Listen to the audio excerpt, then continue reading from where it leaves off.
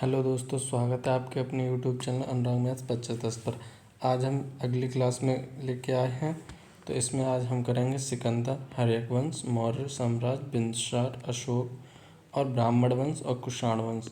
ठीक है दोस्तों, ये हमारी क्लास है जो यूपी पुलिस री exam, SSC exams and railway exams के लिए सुइटेबल है। ठीक है दोस्तों, और इसमें ज़्यादा से ज़्यादा क्वेश्चंस कराने की कोशिश रहेगी कम से कम समय में। ठीक है दोस्तों, और एक ये है वन लाइनर क्वेश्चंस की वीडियो है। ठीक है दोस्तों, और डिस्क्रिप्शन में टेलीग्राम का लिंक है, उसे ज्वाइन कर लें, वहाँ से इसकी पीडीएफ आप प्राप्त कर सकते हैं। ठीक है दोस्तों, चलो आगे बढ़ते हैं इस वीडियो में। दोस्तों, आज हम बात करेंगे सिकंदर। यहाँ से इसके बाद मगध राज्य का उदय होगा, उसके बारे में हम आज पढ़ेंगे। ठीक है दोस्तों, कैसे क्या होता है आगे चलो इस वीडियो में हम बात करते हैं।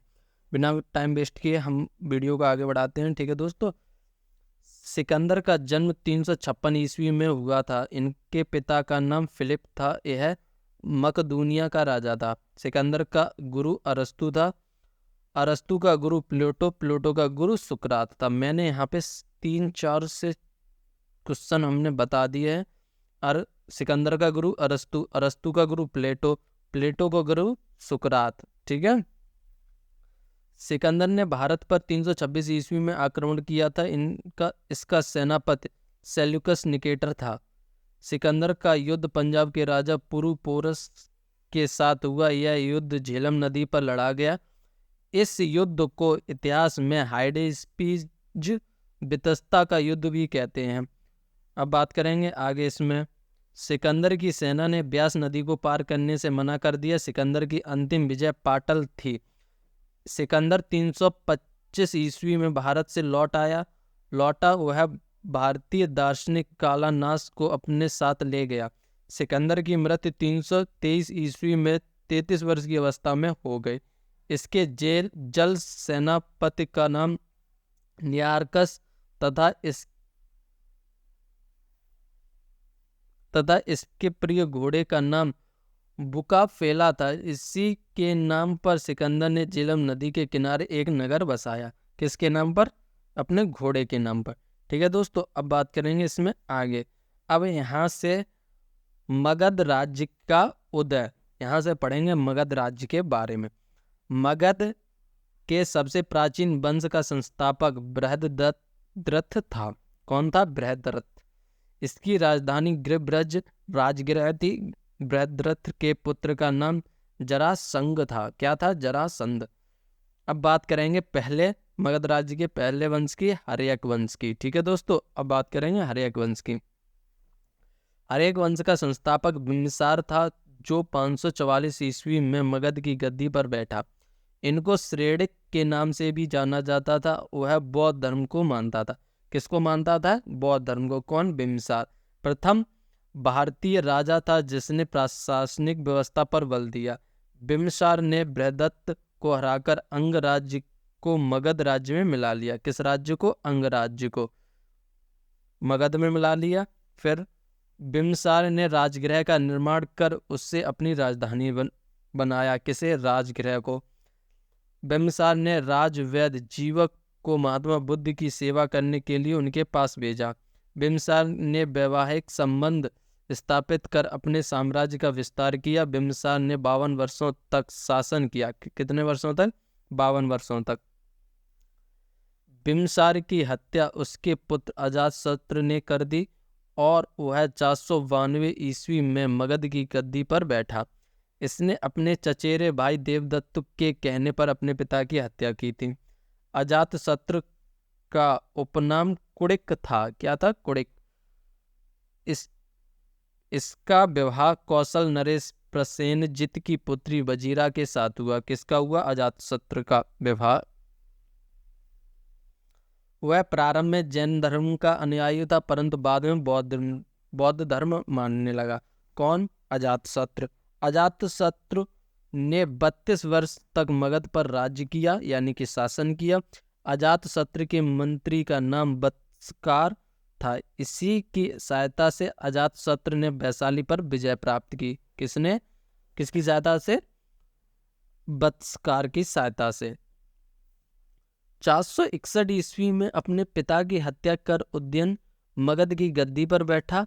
जैन ग्रंथों में उदयन को पितृभक्त का बताया गया है। बौद्ध ग्रंथों में उदयन को पितृहंता बताया गया है। उदयन ने पाटल ग्राम की स्थापना, वह जैन धर्म का अनुयायी था। किसने पाटल ग्राम की स्थापना की? उदयन ने, और वह जैन धर्म का अनुयायी हो गया। हर्यक वंश का अंतिम राजा उदयन का पुत्र नागदशक था। नागदशक को उसके मंत्री शिशुनाग ने गद्दी से हटाकर 412 ईस्वी में शिशुनाग वंश की स्थापना की। शिशुनाग ने अपनी राजधानी पाटलिपुत्र से बदलकर, कहाँ से बदलकर? पाटलिपुत्र से बदलकर वैशाली रख दी। कहाँ रख दी? वैशाली। ठीक है, वैशाली में स्थापना की। शिशुनाग ने अवंती राजा को मगध में मिलाया। शिशुनाग का उत्तराधिकारी कालाशोक था। वह पुनः अपनी राजधानी पाटलिपुत्र ले गया। शिशुनाग वंश का अंतिम राजा नंदीवर्धन था। कौन था? नंदीवर्धन। नंद वंश का संस्थापक महापद्मानंद था। नंद वंश का अंतिम राजा घनानंद था। नंद वंश का सर्वाधिक धनी राज्य तथा विशाल सेना के लिए प्रसिद्ध था। कौन सा वंश? नंद वंश। अब आगे बात करेंगे। घनानंद सिकंदर के समकालीन था। इसको चंद्रगुप्त मौर्य ने युद्ध में पराजित करके मगध पर मौर्य वंश की स्थापना की। अब बात करेंगे मौर्य साम्राज्य की। मौर्य वंश की स्थापना चंद्रगुप्त मौर्य ने की थी और इनका जन्म 345 ईस्वी में हुआ था। चंद्रगुप्त मौर्य को सैंड्रोकोट्स भी कहा जाता है। क्या कहा जाता है? सैंड्रोकोट्स। चंद्रगुप्त मौर्य का प्रधानमंत्री चाणक्य था। इसी की सहायता से इसने घनानंद को हराया था। किसको हराया था? घनानंद को। किसने? चंद्रगुप्त मौर्य ने। अब बात करेंगे आगे। चाणक्य ने अर्थशास्त्र नामक पुस्तक लिखी। इसी पुस्तक का संबंध राजनीति से है। तक्षशिला, धनुर्विद्या तथा वैदिक की शिक्षा के लिए पूरे विश्व में प्रसिद्ध था। चंद्रगुप्त मौर्य ने अपनी सैनिक शिक्षा यहीं से प्राप्त की। कौशल के राजा प्रसेनजित मगध का राजवैद्य जीवक तथा चाणक्य ने भी यहीं पर शिक्षा प्राप्त की थी। चंद्रगुप्त मौर्य 322 ईस्वी में मगध की राजगद्दी पर बैठा। चंद्रगुप्त मौर्य जैन धर्म का अनुयायी था। कौन से धर्म का? जैन धर्म का। हमने जैन धर्म पढ़ाया था, तब हमने आप लोगों को बताया भी था। इसका धार्मिक गुरु भद्रबाहु था। कौन था? भद्रबाहु। चंद्रगुप्त मौर्य ने 305 ईस्वी में सेल्यूकस निकेटर को हराया। चंद्रगुप्त मौर्य की सेना 6 भागों में बटी थी। सेल्यूकस निकेटर ने अपनी पुत्री कार्निया की शादी चंद्रगुप्त मौर्य के साथ कर दी। कार्नेलिया का दूसरा नाम हेलेना था। क्या था दूसरा नाम? हेलेना। मेगास्थनीज को, जो सेल्यूकस निकेटर का राजदूत था, वह चंद्रगुप्त मौर्य के दरबार में रहता था। मेगास्थनीज ने इंडिका नामक पुस्तक लिखी। मेगास्थनीज ने भारतीय समाज को 7 जातियों में विभक्त किया। इसने पाटलिपुत्र को पालिब्रोथा नाम दिया। क्या नाम दिया? पाटलिपुत्र को पालिब्रोथा नाम दिया। अब आगे बात करेंगे इसमें। चंद्रगुप्त मौर्य के बारे में जानकारी रुद्रदामन के जूनागढ़ अभिलेख से मिलती है। किस अभिलेख से? जूनागढ़ अभिलेख से। यह अभिलेख ब्राह्मी लिपि में है। चंद्रगुप्त मौर्य और सेल्यूकस निकेटर के बीच हुई युद्ध का वर्णन एपियानस ने अपनी पुस्तक में किया। चंद्रगुप्त मौर्य ने सेल्यूकस निकेटर को 500 हाथी उपहार में दिए। किसने दिए थे? चंद्रगुप्त मौर्य ने किसको? सेल्यूकस निकेटर को कितने हाथी दिए थे? 500 से अधिक हाथी दिए थे। अब बात करेंगे आगे। नंद वंश के विनाश करने में चंद्रगुप्त मौर्य ने कश्मीर के राजा प्रवर्तक से सहायता प्राप्त की थी। चंद्रगुप्त मौर्य की मृत्यु 298 ईस्वी में श्रवणबेलगोला कर्नाटक में हुई थी। अब बात करेंगे बिंदुसार की। चंद्रगुप्त मौर्य का उत्तराधिकारी बिंदुसार था, जो 298 ईस्वी पूर्व में मगध की गद्दी पर बैठा। बिंदुसार को अमित्रघात भी कहते हैं। अमित्रघात का अर्थ शत्रु विनाशक होता है। क्या होता है मित्रघात का वर्ड? मतलब शत्रु विनाशक। बिंदुसार आजीवक संप्रदाय का अनुयायी था। बिंदुसार के दरबार में डायमेकस नामक राजदूत को सीरियन राजा एंटियोकस ने भेजा था। बौद्ध विद्वान तारानाथ ने बिंदुसार को 16 राज्य का विजेता बताया था। जैन ग्रंथों में बिंदुसार को सिंह सेन कहा जा गया है। तक्षशिला में हुए विद्रोह को दबाने के लिए बिंदुसार ने अशोक को भेजा था। तक्षशिला विरोध का मुख्य कारण अधिकारियों का दुर्व्यवहार था। क्या था तक्षशिला का विद्रोह? अधिकारियों का दुर्व्यवहार था। अब बात करेंगे अशोक की। सम्राट अशोक जिसे कहा जाता है सम्राट अशोक, ठीक है दोस्तों, वही अशोक जी हैं ही। अब बात करेंगे बिंदुसार का उत्तराधिकारी अशोक महान हुआ जो 269 ईस्वी में मगध की राजगद्दी पर बैठा। अशोक ने कश्मीर में श्रीनगर बसाया। अशोक ने नेपाल में ललित पतन नगर बसाया। राजगद्दी पर बैठने के समय अशोक अयंत का राज्यपाल था। मास्कित एवं गुर्जरा अभिलेख में अशोक का नाम अशोक मिलता है। पुराणों में अशोक का अशोक वर्धन कहा गया है। अशोक ने राजगद्दी पर बैठने के 8 वर्ष बाद 261 ईस्वी में कलिंग पर आक्रमण कर दिया और कलिंग की राजधानी तोसली पर अधिकार कर लिया था। कलिंग का राजा खारवेल था जो जैन धर्म का अनुयायी था। किस धर्म का? जैन धर्म का। इस युद्ध में भयंकर मारकाट को देखकर अशोक को बहुत दुख हुआ। उसने कभी भी युद्ध न करने का निर्णय लिया। इस युद्ध के बाद अशोक ने बौद्ध धर्म अपना लिया। खारवेल किस धर्म को अपनाता था? वो जैन धर्म को अपनाता था। अशोक ने किस धर्म को अपनाया? बौद्ध धर्म को अपनाया। पहले वह भगवान शिव की पूजा करता था। अशोक के प्रधानमंत्री का नाम राधा गुप्त था। अशोक का धार्मिक गुरु उपगुप्त था। अशोक की माता का नाम शुभद्रांगी था। वह चंपा के एक ब्राह्मण की पुत्री थी। असंधिमित्रा एवं कारुवाकी अशोक की पत्नियां थीं, यानी कि अशोक की 2 पत्नियां थीं। भारत में शिलालेख का सबसे पहले प्रचलन अशोक ने किया। किसने किया? अशोक ने। किसका? शिलालेख का प्रचलन। अब बात करेंगे यहाँ पर हम उनके कुछ अभिलेखों के बारे में, ठीक है दोस्तों। किसके बारे में? अभिलेखों के बारे में।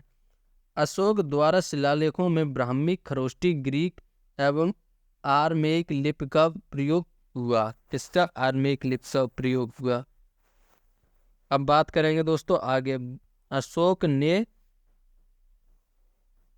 अशोक ने बौद्ध धर्म के प्रचार के लिए अपने पुत्र महेंद्र एवं पुत्री संघमित्रा को श्रीलंका भेजा।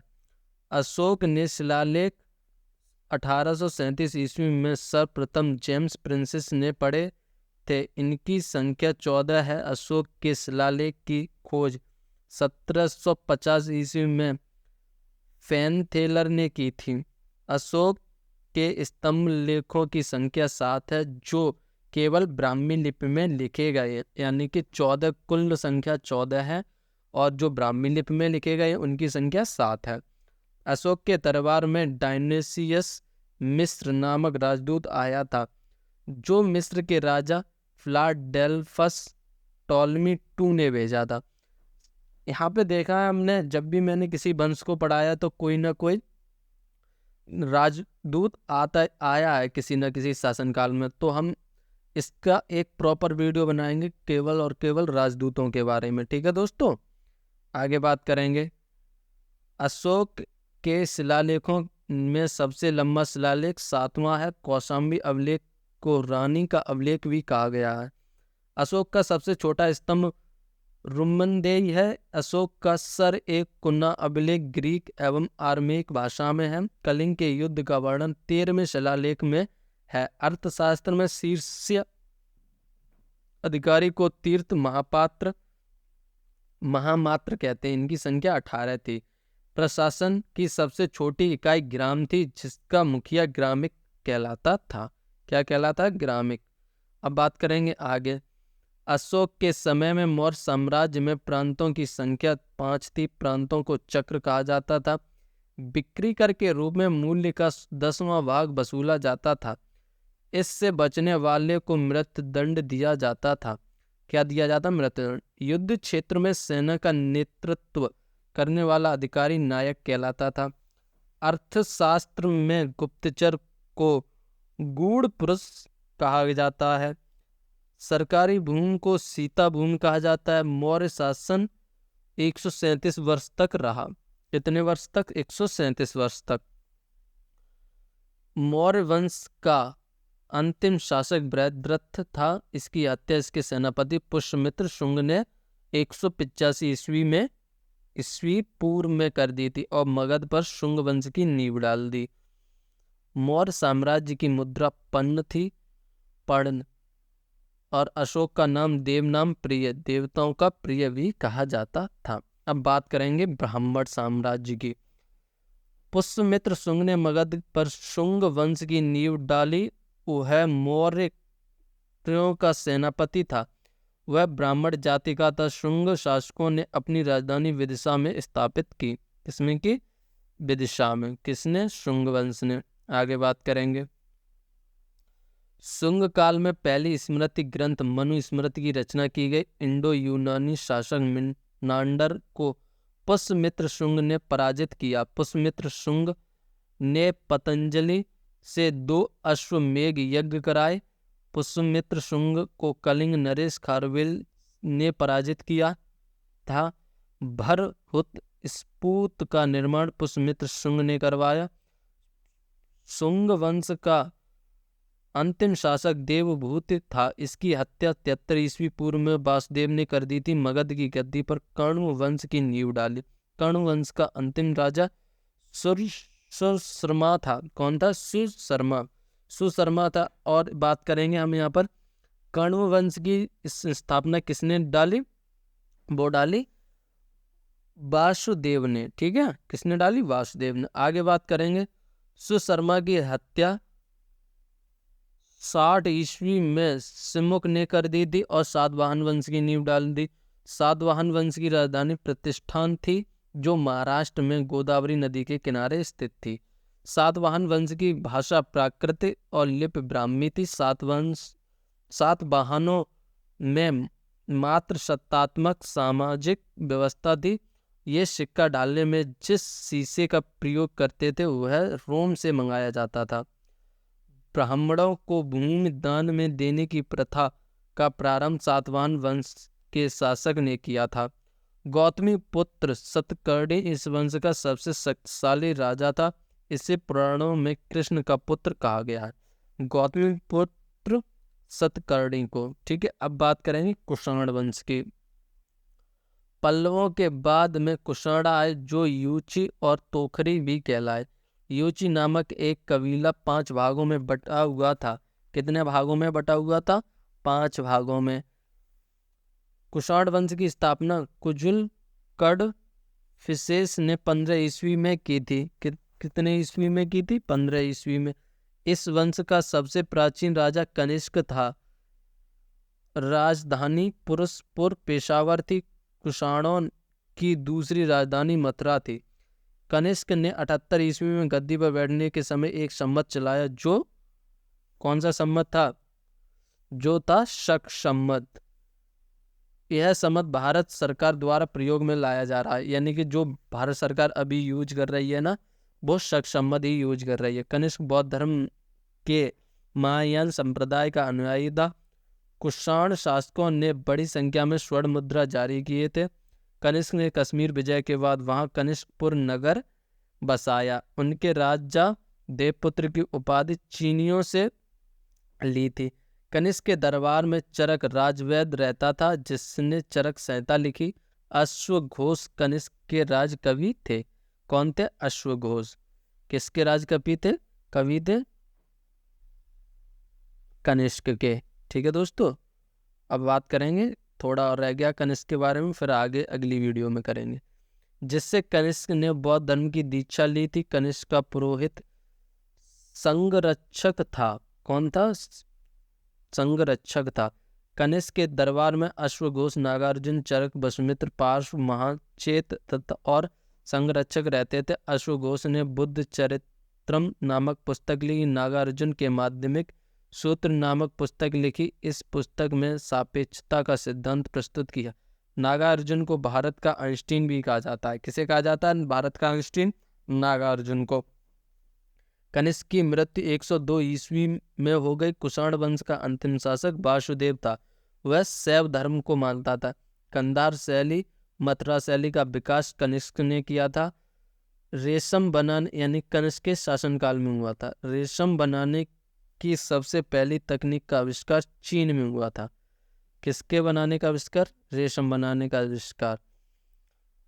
रेशम मार्ग पर नियंत्रण रखने वाले शासकों में सबसे प्रसिद्ध कुषाण थे। इससे कुषाणों को बहुत अधिक आय होती थी। ठीक है दोस्तों, आज के लिए इतना ही। आगे वीडियो में हम गुप्त साम्राज्य और अन्य साम्राज्यों को वर्णित करेंगे। तब तक के लिए आप बने रहें हमारे चैनल पर। आप जाके डिस्क्रिप्शन में इस वीडियो की लिंक को, टेलीग्राम चैनल की लिंक को ज्वाइन कर लें। वहाँ पे टेलीग्राम चैनल ज्वाइन कर लें और वहाँ से आप हर वीडियो की PDF ले सकते हैं। ठीक है दोस्तों, तब तक के लिए अपना ख्याल रखें। जय हिंद, जय भारत दोस्तों।